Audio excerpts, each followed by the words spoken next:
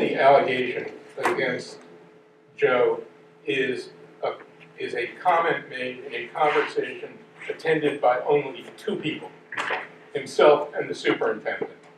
So there are only two people who were party to the event.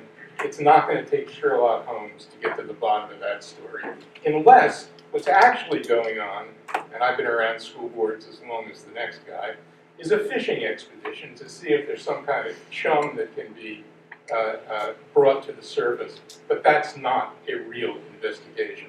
A real investigation of this incident could have been done in a day.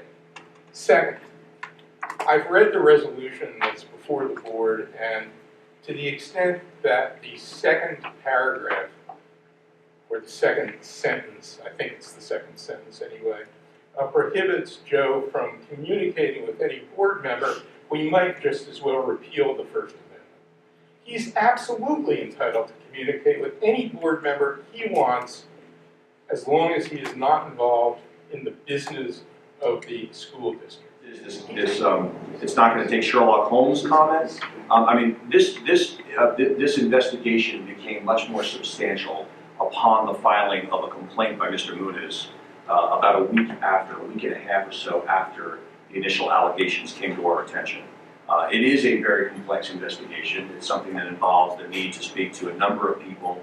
And just because it's been alleged that one incident is what brought us to an investigation doesn't necessarily mean that there's only two people with whom to discuss. So that's the first thing. And the investigation, again, I'm not going to get into more details on that.